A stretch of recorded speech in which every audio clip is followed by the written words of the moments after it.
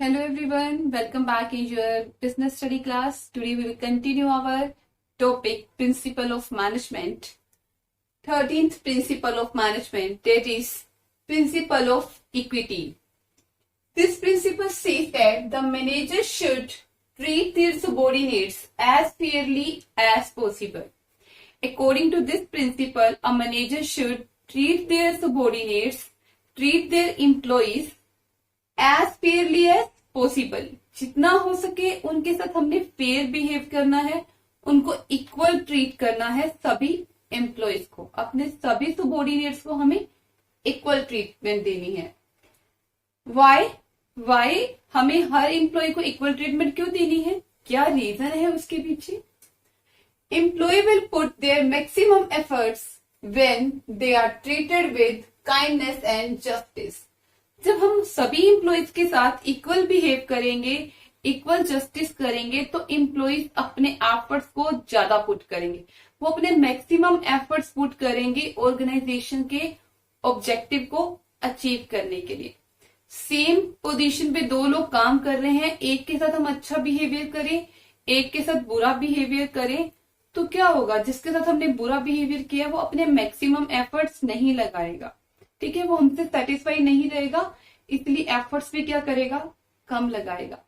तो इस प्रिंसिपल को फॉलो करने के पीछे यही रीजन है कि अगर हम अपने एम्प्लॉयज को इक्वल ट्रीटमेंट देंगे सभी एम्प्लॉयज को, तो हमारे एम्प्लॉयज मैक्सिमम एफर्ट्स पुट करेंगे।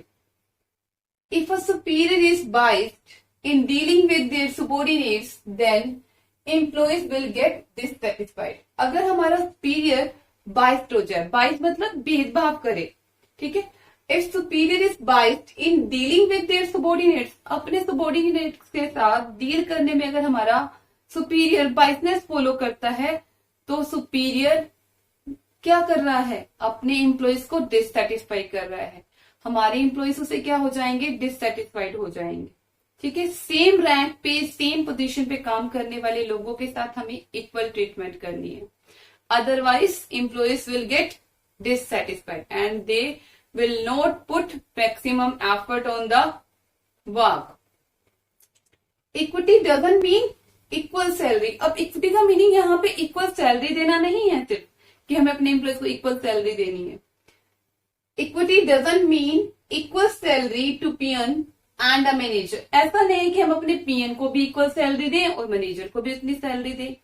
इक्विटी का मतलब ये नहीं है कि हमें इक्वल सैलरी देनी है, नो। इक्विटी का मतलब क्या है? But equity means same discipline और रूल एंड रेगुलेशन इन सम वे। हमें क्या करना है? जो भी डिसिप्लिन है ऑर्गेनाइजेशन के लिए, जो भी हमने रूल्स और रेगुलेशन फिक्स किए हैं, वो सभी एम्प्लॉयज के लिए एक होने चाहिए, ठीक है, irrespective of grade and gender. जब वो पर्सन किसी ग्रेड का है, हायर रैंक पे काम कर रहा है या लोअर पे कर रहा है, उसको इक्वल ट्रीटमेंट देना। ऐसे नहीं कि अगर कोई छोटे लेवल पे काम करे तो उसके आप उसके साथ गलत बिहेव करें, कुछ भी बोल दे, उसको गाली गलौज करे, कुछ ऐसा नहीं करना, ठीक है। और जेंडर के बेस पे, अगर सेम पोस्ट पे काम कर रहे हैं, एक जगह पे मेल काम कर रहे हैं, एक पे फीमेल काम कर रहे हैं, दोनों सेम पोस्ट पे काम कर रहे हैं, आप फीमेल को अप्रिशिएट नहीं करो या किसी भी तरह से उनके बीच में डिस्क्रिमिनेशन करो, तो इट मीन्स हम इक्विटी को फॉलो नहीं कर रहे हैं। ऐसे ही हम कास्ट के बेस के पे भी किसी के साथ डिस्क्रिमिनेशन नहीं करें अपने एम्प्लॉयज के साथ, clear? Then what are its positive effect? What are the effects when we follow the principle of equity? क्या रिजल्ट आएगा इसका? Employees get satisfied. हमारे एम्प्लॉयज क्या होंगे?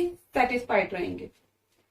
इंक्रीज मोटिवेशन, और जब वो सेटिस्फाइड रहेंगे तो क्या होंगे? मोटिवेट होंगे। और जब मोटिवेट होंगे तो सेंस ऑफ क्या सेंस आएगी? डिवोशन। अपने काम के प्रति वो डिवोट होंगे, दिल से काम करेंगे, डिवोटी बन जाएंगे अपने वर्क के लिए, वर्क को वर्शिप समझेंगे, ठीक है, अगर उनके साथ हमारा बिहेवियर अच्छा है, इक्वल है। Skilled employees try to improve their skill. जो भी स्किल्ड एम्प्लॉइज हैं, अच्छे एम्प्लॉइज हैं, जिनमें एफिशिएंसी है, वो अपनी स्किल्स को इम्प्रूव करने की कोशिश करेंगे।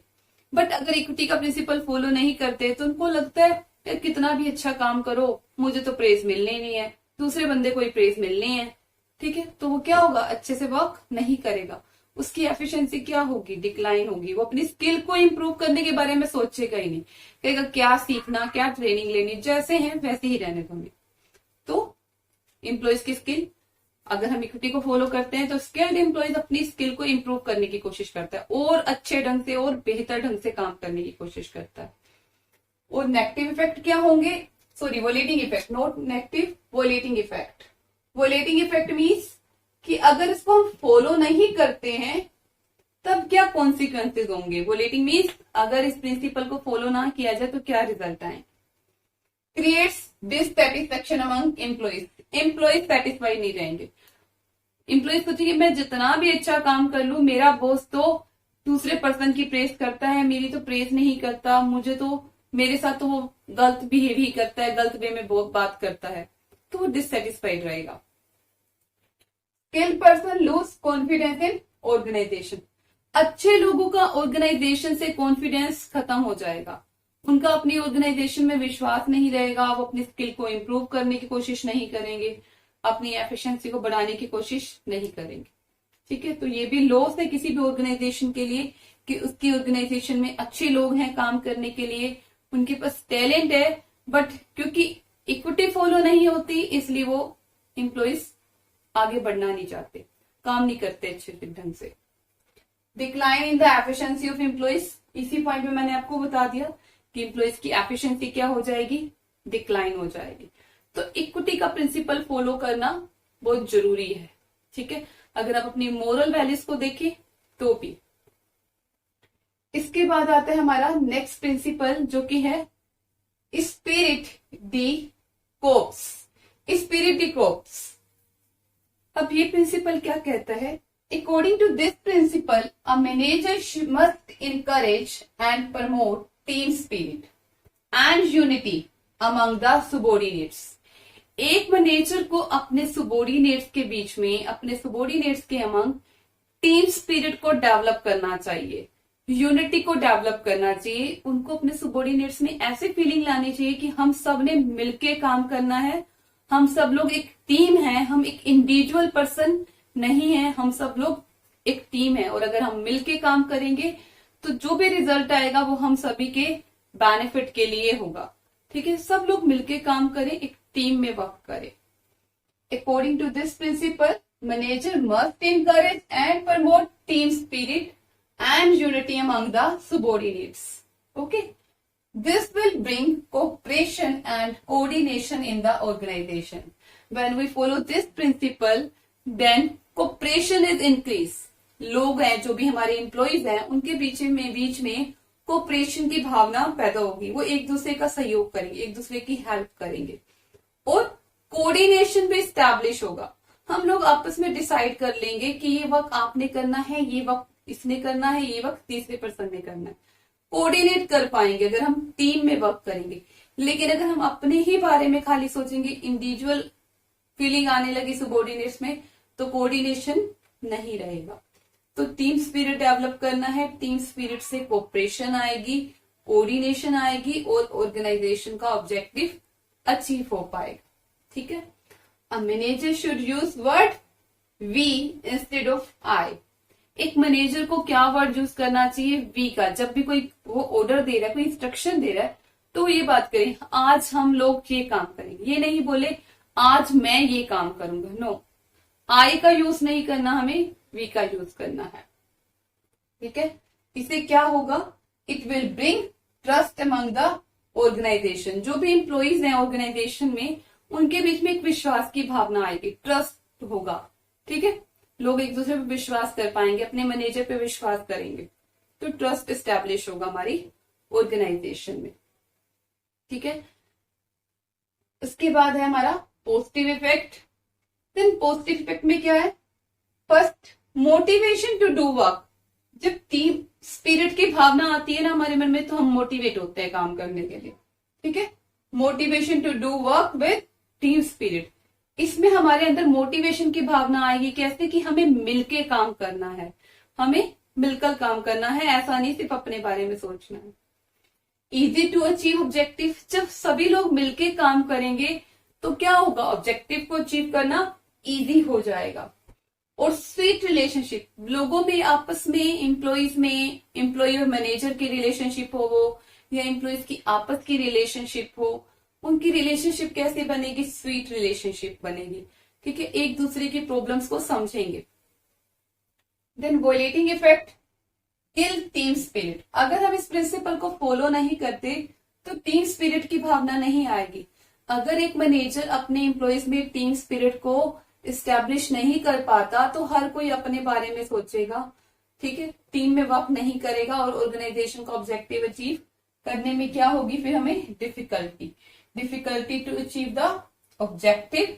And third is bitterness in relationship, हो सकता है आपस में हमारी रिलेशनशिप में भी कड़वाहट आ जाए, बिटरनेस आ जाए, मैनेजर और एम्प्लॉयज के बीच में, और एम्प्लॉयज और एम्प्लॉयज के बीच में भी कड़वाहट आ जाए। लेकिन अगर हम टीम में काम करेंगे तो हम एक दूसरे को कोऑपरेट करेंगे।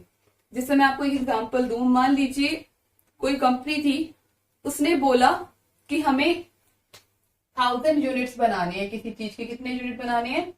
1000 यूनिट बनाने हैं, और उस कंपनी में कितने लोग काम करते हैं? 100, ठीक है। मैनेजर ने बोला कि 1000 यूनिट बनाने हैं, और 100 लोगों में को बोला कि आपने मिलकर 1000 यूनिट बनाने हैं।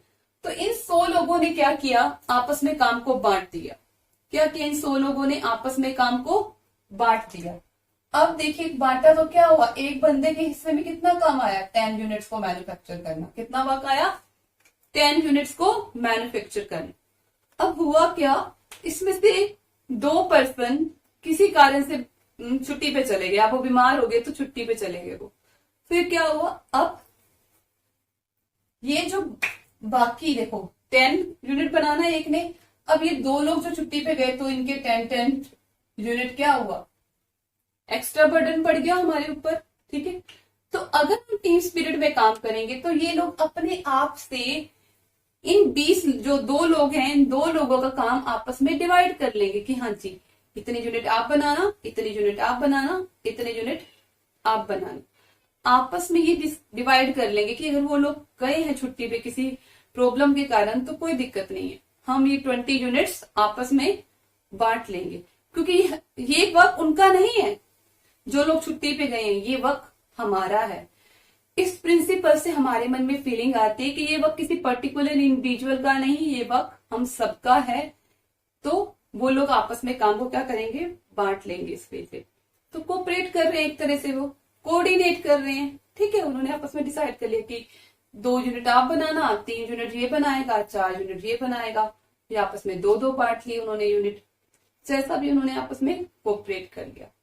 तो वर्क इजिली अचीव कर पाएंगे, हम अपना ऑब्जेक्टिव इजिली अचीव कर पाएंगे। Okay, I hope you understand these 2 principle of management, principle of equity and principle of spirit de corps.